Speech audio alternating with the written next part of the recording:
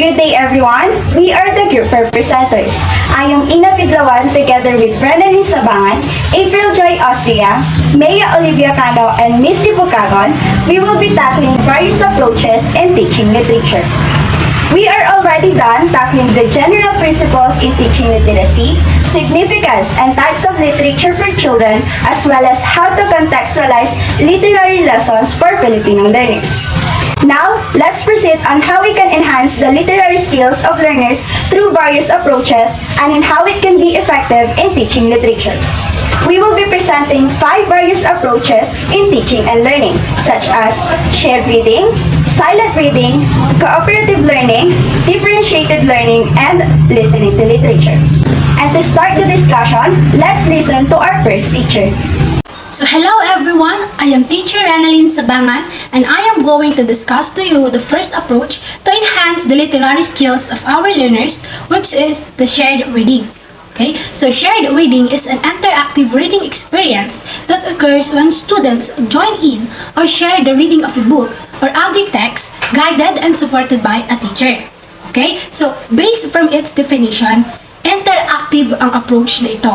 Meaning to say, hindi lang iisang participant or iisang student or the teacher as well ang nagbabasa in this approach, kundi the whole class. Okay? So, ang shared reading din ay isang strategy used by a teacher to monitor those students na hindi pa gaano marunong magbasa and at the same time para ma-improve nila ang kanilang pagbabasa with their peers. Okay, so the role of the teacher here is to explicitly model the skills of proficient readers, including reading with fluency and reading with expression. So there are many kinds or there are many types of reading materials that we can utilize here in shared reading. Just like for example, big books and lap books. We can also use wall charts, stories, poetry, chants or legends, songs, classroom news, and text constructed and used on overhead projector. Okay, so now let's proceed to the goals of shared reading. So the goal of shared reading is to provide children with enjoyable literacy experiences with the support of a knowledgeable teacher.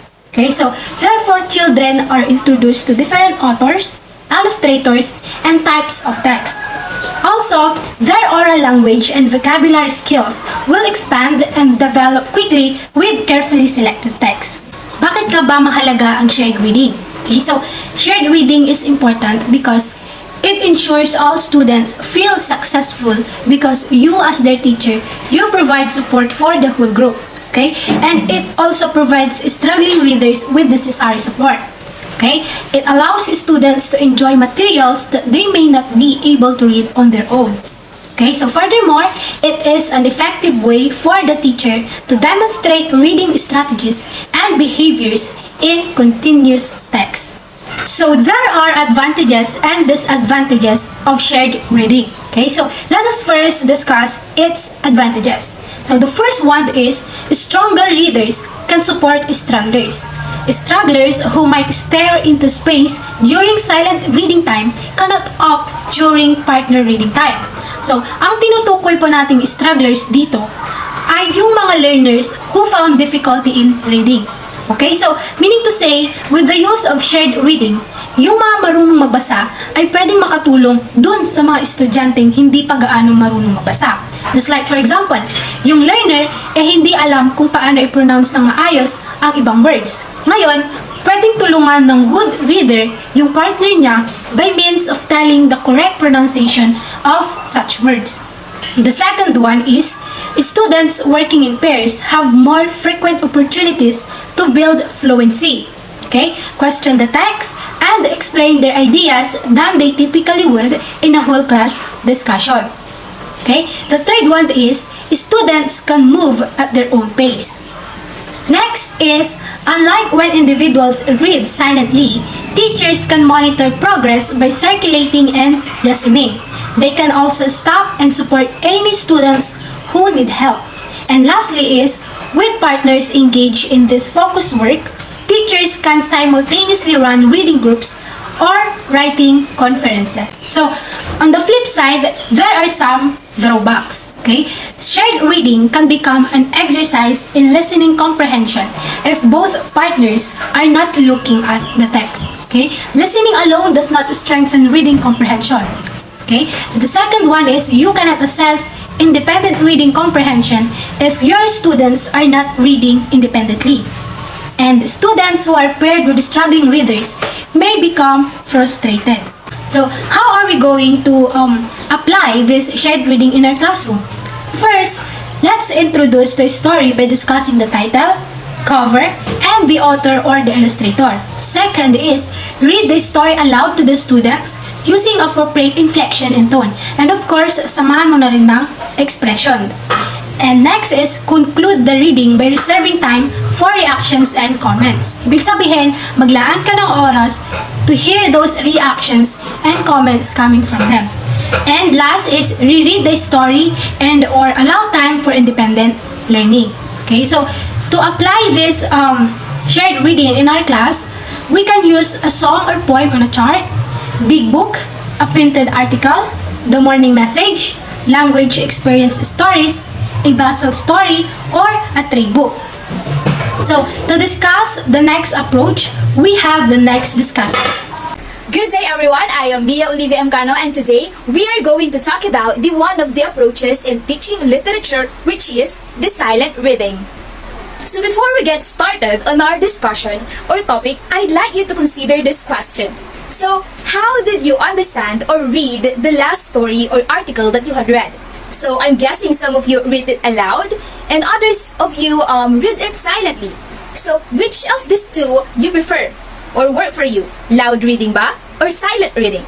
So may I see your reactions? So give me a love reaction if you prefer loud reading. And sad reaction naman if you prefer silent reading. Okay, thank you very much. So, silent reading. So silent reading is also known as independent learning.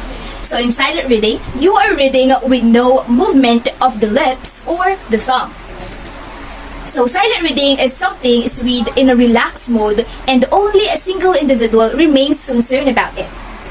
So silent reading is the process of reading where the reader only uses his eyes and mind and does not produce any sound. So silent reading, you are reading without pronouncing words out loud, and the readers is obviously read silently. So there's a question here, sabi niya, why silent reading is important as an approach to teaching literature? So dito, in silent reading, it saves our energy. It saves our voice. So silent reading help us to read faster. It help us to make faster connections between words and phrases. It improve also our reading comprehension or vocabulary. And also, it gives us the silence that we need to concentrate or understanding the content and process information in our minds. It also improves our reading skills or cognitive skills. But silent reading is not applicable to all students because it depends on the learners or the readers. So, some mas naging effective yung understanding nila if they are reading out loud, like me, or for some, yung silent reading naman.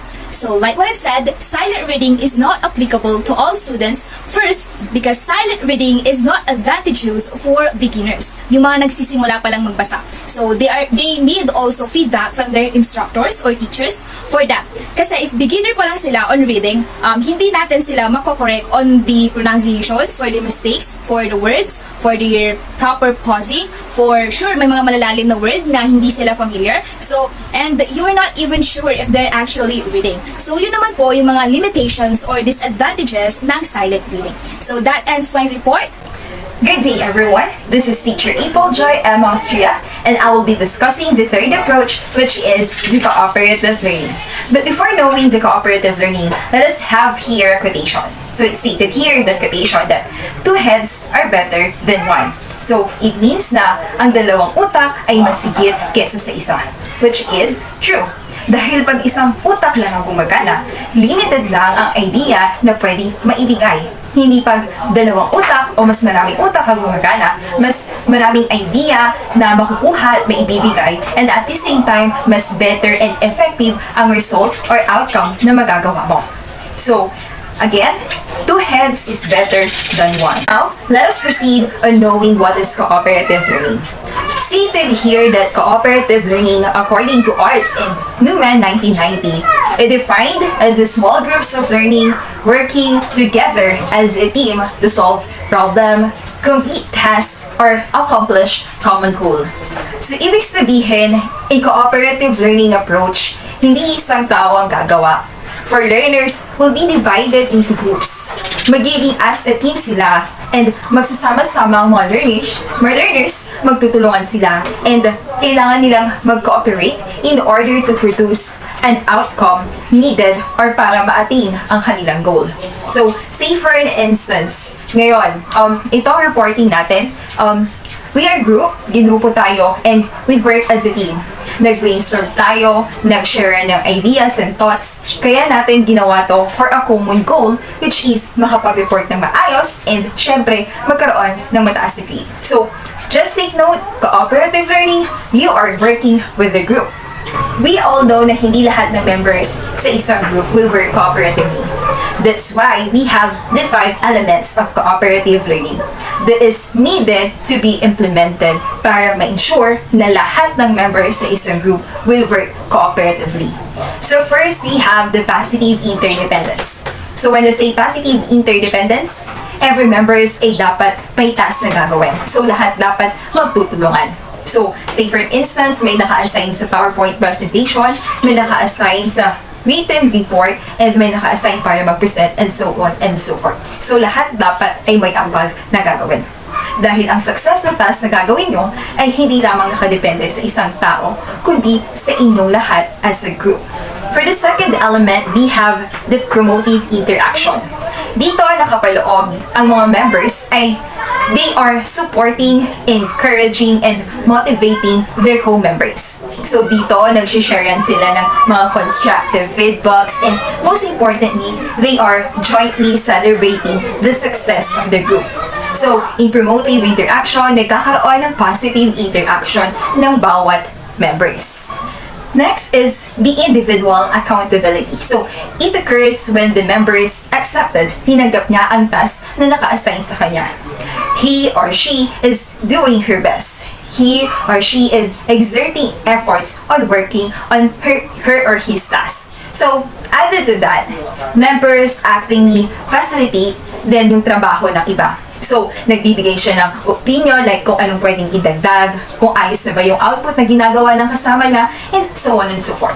So, that's all about individual accountability. Next, we have the social skills or skills. So, here, all members in the group, they have the opportunity to share and give ideas and thoughts. So, alam natin na when it comes to cooperative learning, nagkakaroon ng conflict and misunderstanding sa mga members. So, this should be resolved properly and constructively. So, here, every learners are using and utilizing different skills. Andyan si communication, si analyzation, evaluation, understanding, problem solving, and andyan rin ang leadership skills and wise decision making. Next is the group processing. Dito, ang mga members, they are discussing to each other the progress, kung ano na ba yung nangyari sa group nila and how well are they doing. So by this, they are continuously reflecting on how members work together as a team.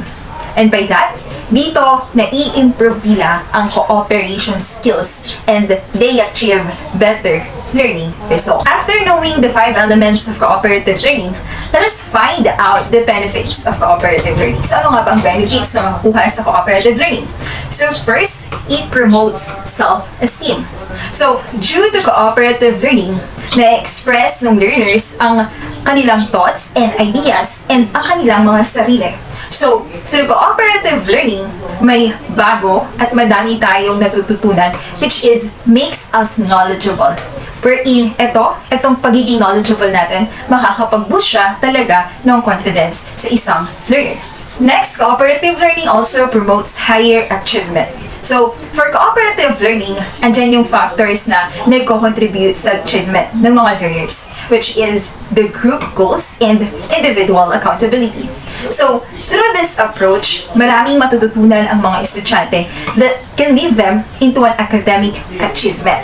For the next benefit, we have the appreciate difference and diversity. So we all know na ang mga learners ay may differences and may own uniqueness. May ibang learners magaling sa essay, sa writing, may magaling sa arts, may magaling sa presenting, and so on and so forth. So, through cooperative learning, pag pinagsama-sama mo ang mga learners, they embrace and appreciate ang kanilang pagkakaiba ng isa't isa. Also, in cooperative learning, it builds empathy. So, in cooperative learning, maiintindihan ng mga learners ang different point of view ng kanilang mga kasama, as well as their shortcomings or flaws in doing the task. Yet, the learner still appreciate in considering them in any circumstances. Also, in cooperative learning, it teaches learners to cooperate. Dito natututo ang mga learners na makisama at makihalubilo sa iba, na their small contribution may affect sa outcome ng group nila. That's why they need to share their ideas, exert their efforts, and work as a team. So those are some of the benefits of cooperative learning. For the application of cooperative learning approach as effective teaching in literature, educators can use varieties of cooperative learning strategies. Diyan sa debate. So for debate, say for instance, I am an educator, then I will formulate a group in my classroom. So hatiin ko yung mga groups, yung mga estudyante ko. And then I will give them a literary debatable piece, which is, bibigyan ko sila ng stand, and then papaninigan nila yung stand na yun, and by that, mag-share sila ng ideas, and makaka-receive din sila ng iba't ibang thoughts, wherein mas maiintindihan nila, and mas mapafamiliarize nila ang isang literature. Also, we have the role play. So in this role play, see for instance, again, I am an educator, and then I will formulate the group, then, pag-roleplayin ko sila, and magbibigay ako ng isang literary piece. Pwedeng, example is Romeo and Juliet. So, i-act nila yun, and by acting it, they are working cooperatively, and then they will understand and familiarize that literature. So, that's all for cooperative learning. Again, I am Ina PIDLAOAN, and I will be discussing the fourth and fifth approach in teaching literature. So number 4 approach, which is the differentiated learning, tailors instruction to all students' learning needs. So what does tailoring instruction mean? It refers to cutting the lesson into different approaches to meet the needs of every learner. Since every learner is different, approaches in teaching should also be different, or better, should be applied in many forms. As you can see in your screen, differentiated learning is divided into 3. Approaches should be based in content, process, and product. Under content, the teacher should know the interest and proficiency level of the learners on what they want to learn, because some students learn difficult topics already, while others are just starting to learn basics. So the teacher, if possible, should modify the lesson and make it simpler and easy to understand. Next is the process, which refers on how a teacher will give an assessment to the learners. It could be in a form of individualized, by partner, a small group, or as a full group. And lastly is the product or the output of the learners. Teachers can achieve this differentiated instruction under product by giving choices in submitting their performance tasks. Like, it could be in a form of videos or photos, writing, or could be an oral presentation or projects. Again, the main examples or focus of differentiated learning are content, process, and product. So, why should we consider differentiated learning approach in teaching? Now, I will explain 5 examples why we need this differentiated learning. First, engagement varies. Not all learners have the interest in the topic as well as their focus during discussion. So we need to set different strategies for them to learn in the simplest way. Second is the readiness level. Since students have different age and their readiness, some can be fast learner while others may not. So knowing the capacity of our learners is significant. And third is learning styles. This refers to the differences in individual learning. As an example, one student can lack in reading and writing, and there is also a child who needs more assistance in his auditory learning. So this implementation of differentiated learning can balance all the learning styles of students. Then, attention. Catching the attention of the students is one of the hardest part of teaching because there is a tendency that they will not listen to you. So we need to make an alternative strategies to catch their attention. And lastly is the language abilities. It is effective when you as a teacher knows how to speak different kinds of languages and dialect for them to fully understand the topic. Now let's move on to how we can apply this differentiated learning inside the classroom. First, students can be tested in multiple ways since engagement varies as well as the students' learning styles. For instance, as a teacher, I can assess my students through recitation, formative assessment, and giving them motivation. Next, teaching to multiple forms of intelligence. I know that all of us are aware of Gardner's 9 multiple intelligence theory. These are verbal linguistic, mathematical logical, musical, visual spatial, bodily kinesthetic, interpersonal, intrapersonal, naturalist, and existential intelligence. And if these 9 intelligences are integrated, the enhancement and development of learners are ensured. And lastly, the use of multiple texts. Of course, books are really significant in teaching as it serves as the major sources in education that contains detailed information. So these 3 strategies I mentioned are just tips in teaching and it depends on you on how you will execute it inside the classroom. But these are very significant to achieve our unifying goal, which is the development of our learners. For the last approach, it is listening to literature. It emphasizes the importance of literature in children since the more they listen to some kinds of literature, the more the increase of their vocabulary. So the question is, why students should listen to literature? Listening to literature explores literature or story of the present and the past. With this, their grammar, language, and cognitive skills would be enhanced. So let's discuss how can we apply this approach inside the classroom. First, listen with a friend. Listening with a friend can increase the opportunity for playing creatively wherein imitating or acting out parts of the story could be fun. Second is storytelling. Teachers should catch the attention of students by choosing a good story and let them listen. After listening, you can ask questions like what happened or what they have learned. Moreover, oration are also included and reviews of books. And always remember that we are going to teach elementary learners. So make this approach creative, fun, and engaging by presenting a video of children reacting on a certain documentary or let the learners review a certain story or any written work. So that ends our report about the 5 various approaches in teaching literature. And to sum up our discussion, may I call on Teacher Maya Olivia. So, to sum up everything, again, the 5 various approaches effective in teaching literature are shared reading, silent reading, cooperative learning, differentiated learning, and listening to literature. Again, I am Mia Olivia CANO, together with Ina PIDLAOAN, RENALYN SABANGAN, April Joy, Austria, and MISSY BUGAGON. Thank you for listening.